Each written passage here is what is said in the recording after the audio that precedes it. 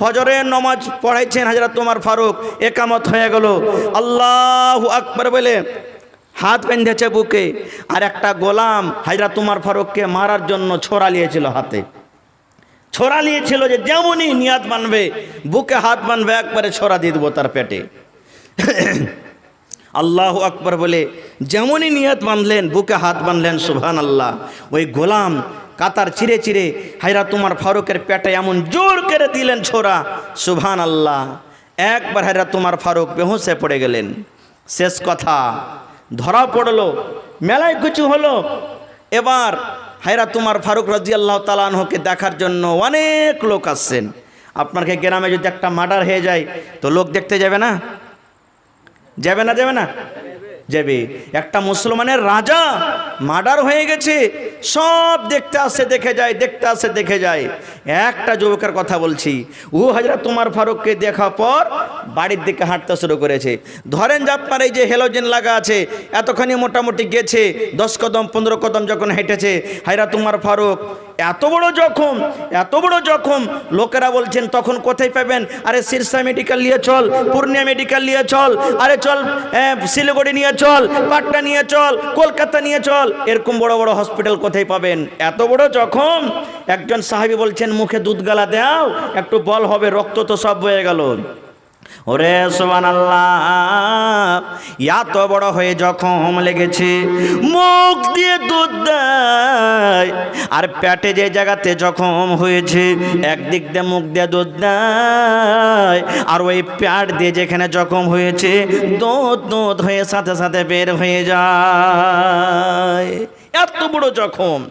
ওই যুবক দেখে যখন হাঁটতে শুরু করেছে, হযরত ওমর ফারুক রাদিয়াল্লাহু তাআলা ওই যুবকটাকে ডাকতে বলছেন, রে আল্লাহর বান্দা, তুমি একটু আমার কাছে এসো রে, তুমি একটু আমার কাছে এসো, তুমি একটু আমার কাছে এসো। এক কদম দু কদম করে আবার লোকটা, ওই যুবক ছেলেটা হযরত ওমর ফারুকের কাছে চলে এসেছেন। এবার হযরত ওমর বলছেন কি জানেন? রে যুবক, তুমি উমারকে দেখতে এসেছো, তুমি উমারকে দেখতে এসেছো। উমার যদি মরে যায় দিনের কোনো ক্ষতি হবে না রে, দিনের কোনো নোকসান হবে না। কিন্তু আল্লাহর নবীর যদি একটা সুন্নাতকে না মানা হয়, আল্লাহর নবীর ফরমানকে যদি না মানা হয়, অনেক ক্ষতি হয়ে যাবে রে যুবক, অনেক ক্ষতি হয়ে যাবে। আর আমার মতো উমার যদি মরে যায় দিনের কোনো ক্ষতি হতে পারে না। যখন কথাটা বলা, যুবক ছেলেটা বলছেন, আমিরুল মুমিনিন, কেন আপনি এই কথাটা আমাকে বলছেন যে আমি মরে যাই তা দিনের কোনো ক্ষতি হবে না, কিন্তু একটা আল্লাহ রাসূলের সুন্নাতকে যদি না মানা হয় তো অনেক ক্ষতি হবে। আমি কি ভুল করলাম একটু আমাকে খুলে বলেন। হযরত ওমর বললেন, আরে আল্লাহর বান্দা শুনে নাও, আমার মতো উমর যদি মরে যায় দিনের কোনো ক্ষতি হইতে পারে না রে, দিনের কোনো ক্ষতি হবে না। কিন্তু আল্লাহর নবীর যদি একটা কথা না মানা হয় অনেক ক্ষতি হবে রে যুবক, অনেক ক্ষতি হয়ে যাবে। এই দেখো তোমার লুঙ্গির দিকে, ইরফা ইজারাক কিংবা ইরফা সাওবাক, তোমার লুঙ্গিটার দিকে দেখো, তোমার পাজামার দিকে তুমি দেখো, তোমার ফুল প্যান্টের দিকে তুমি দেখো, লুঙ্গির দিকে তুমি তাকায়া দেখো, তোমার টাকনা থেকে নিচেতে তোমার লুঙ্গি ঝুলছে, লুঙ্গি লটকেছে। এই জন্য রে যুবক, আল্লাহ রাসূলের হাদিস আছে, তোমাকে টাকনা থেকে উঁচা করে লুঙ্গিটা পরতে হবে। টাকনা থেকে উঁচা করে যদি তুমি লুঙ্গিটা পরো, এটা নবীর কথা মানা হলো রে, এটা শরীয়ত মানা হলো, নবীর দিন বাঁচলো। আল্লাহ রাব্বুল আমিনের নবী কিয়ামতের দিন তোমার পরে খুশি হয়ে যাবেন, রাজি হয়ে থাকবেন। এই জন্য যুবক রে, তুমি নবীর না ফরমানি করছো, নবীর কথা তুমি মানো না। আল্লাহ রাসূল বলেছেন টাকনা থেকে উপরে লুঙ্গি পরতে হবে, পায়জামা পরতে হবে, প্যান্ট পরতে হবে, আর তুমি টাকনা থেকে নিচে লুঙ্গি পরে আছো। এই জন্য যুবকরা ইরফা ইজারাক, তোমার লুঙ্গিটাকে তুমি টাকনা থেকে উঁচা করে তুমি পরো। এটা করতে গেলে নবীর কথা মানা হলো, দিন বাজবে। আর আমার মতো উমারকে দেখতে এসে যদি আমি উমার মরে যাই দিনের কোনো ক্ষতি হইতে পারে না। এই জন্য বললাম যুবক রে, ও আমার চামাপাড়া রহমতনগর গ্রামের যুবকেরা, ভাইয়েরা, মায়েরা, খালারা শুনেলেন, হযরত ওমর ফারুক যদি একটা টাকনা থেকে নিচে লুঙ্গি পরাতে যদি যুবককে বলেন, যুবক রে তুমি এটা ভুল করছো, পাপ করছো, গুনাহ করছো, তুমি টাকনা থেকে উপরে তুমি লুঙ্গিটা পরো। যদি মুসলমান এটা কোনো শিরকের গুনাহ নয়, এটা শিরকের গুনাহ নয়, তবে একটা ভুল হলো, একটা পাপ হলো, একটা গুনাহ হলো। হযরত উমর ফারুক রুখতে না পারে তাকে বলছেন টাকনা থেকে উঁচা করে পড়ো। কিন্তু যুবকরি, মহরম খেলা, লাঠি খেলা, ঢোল বাজা একটা মুসলমানের কাজ নয় রে। এটা মুসলমান যারা অরিজিনাল মুসলমান হবে তারা কোনোদিন জীবনে করতে পারবে না। আর ওই সমস্ত মুসলমান আজকে যদি আপনাদের গ্রামে ঢোল বাজাতে আসে, আপনাদের গ্রামে যদি লাঠি খেলতে আসে, আপনাদের গ্রামে যদি বাঁশি বাজাতে আসে, আপনাদের গ্রামে যদি ফাররা নিয়ে শরীয়ত বিরোধী কাজ করতে আসে, তাহলে জীবনের যুবক একটা কাজ জেনে রাখেন, জীবনে কোন গুনাহতে আল্লাহ রাব্বুল আলামিন কাকে মাফ করে দিবেন, জীবনে কোন নেকির কারণে আল্লাহ রাব্বুল আলামিন কাকে মাফ করে দিবেন আল্লাহ জানেন। হইতে পারে যদি এই কাজটা যদি আপনারা করতে পারেন যুবকরে, হইতে পারে আল্লাহ রাব্বুল আলামিন এই কাজটা করার কারণে আল্লাহ রাব্বুল আলামিন আপনাদেরকে জান্নাত দান করে দিবেন। নারে তাকবীর। যেমন একটা হাদিস আর মাত্র বলবো আপনাদের সামনে, আল্লাহ রসুলের জামানাতে ইমরাতুন ফাহেশা, একটা বেশ্যা নারী জেনা করে বেড়াইতো, রাস্তা দিয়ে হেঁটে চলিচ্ছে, রাস্তা দিয়ে হাঁটছে। আপনার যুগে ইন্দারা দেখেছেন, আপনারা যারা বয়স্ক মানুষ আছেন দেখেছেন ইন্দারা। এখন টিউবওয়েল আছে, রাসূলের জামানাতে ইন্দারা ছিল।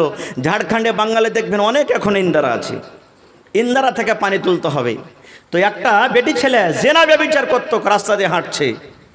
এবার দেখছে রাস্তাতে একটা ইন্দারা আছে, ইন্দারার আঞ্জর পাঞ্জর একটা কুকুর হেঁটে বেড়াইছে।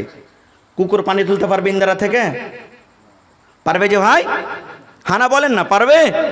পারবে না। এবার কুকুর জিব্বা বের করে দিয়েছে, কাদা চাটছে, মাটি চাটছে, এত পিপাসা লেগেছে তাকে। এবার ওই বেটি ছেলে যে জেনা ব্যভিচার করতো, রাস্তা দিয়ে হেঁটে চলিচ্ছে, দেখছে হারে কুকুরকে তো খুব পিপাসা লেগেছে, তাকে পানি পান করিয়ে দিই। কি দিয়ে পানি দিব? দেখছে ডোলও নাই, রশ্মিও নাই। বিনা ডোলে বিনা রশ্মিতে ইন্দারা থেকে পানি তোলা হবে ভাই? হবে না।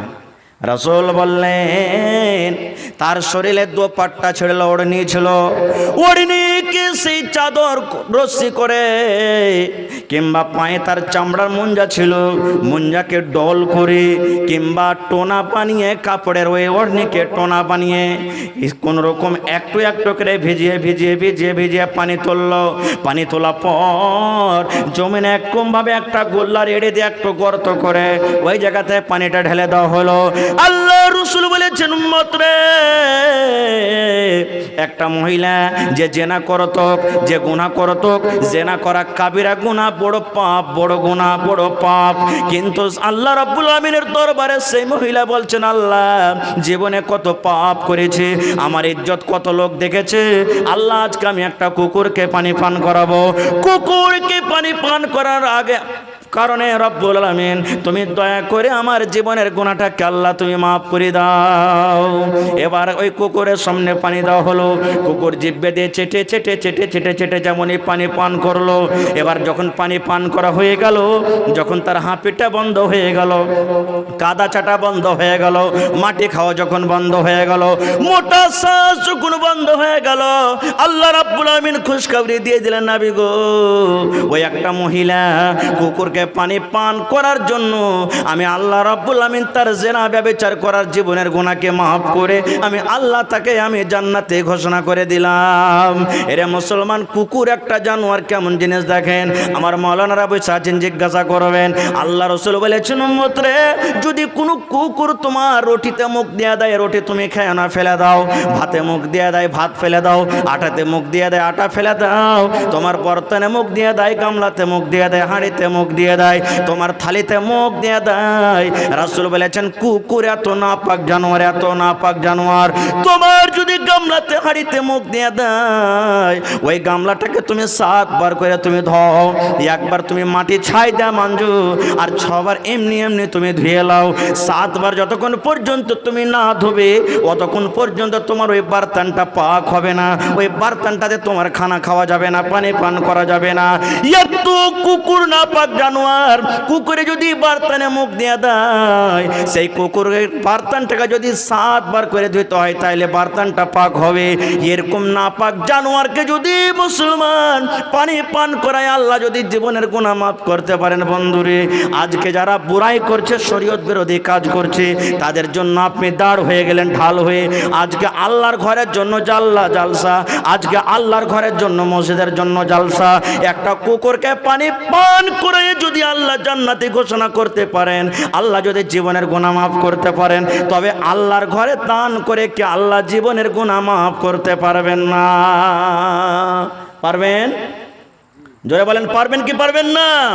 তাই কবি বলেন, কিতনি ছোটি হোনে কি উসে হালকি না জান, কিতনি ছোটি হোনে কি উসে হালকি না জান, রব के बख्शिश के लिए कोई बहाना चाहिए। नारे तकबीर। হয়নি, হবে না, হতে পারে না আমার নবীর সাথে কারো তুলনা, হয়নি, হবে না, হতে পারে না আমার নবীর সাথে কারো তুলনা। হায়রে তুলনা তো দূরের কথা, ছায়াও মিলে না, হয়নি, হবে না, হতে পারে না আমার নবীর সাথে কারো তুলনা। সকল নবী রাসূল ছিলেন খোদার দিবানা, দো নয়নে দেখব খোদা ছিল তামান্না। আরে মোর নবীকে ডেকে নিলেন, আরে মোর নবীকে ডেকে নিলেন, দেখবে রব্বানা।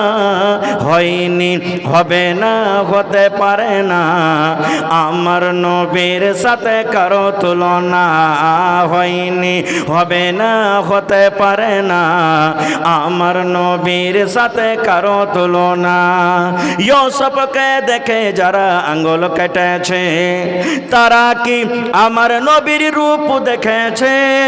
ইউসুফকে দেখে যারা আঙ্গুল কেটেছে, তারা কি আমার নবীর রূপ দেখেছে? আরে দেখতো যদি কেটে দিত, আরে দেখতো যদি কেটে দিত কলিজা খানা, হয়নি, হবে না, হতে পারে না আমার নবীর সাথে কারো তুলনা।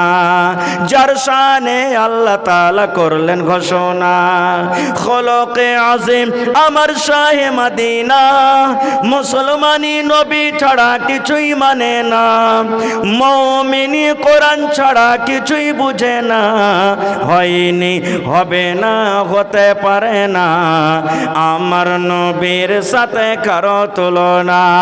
নারে তাকবীর।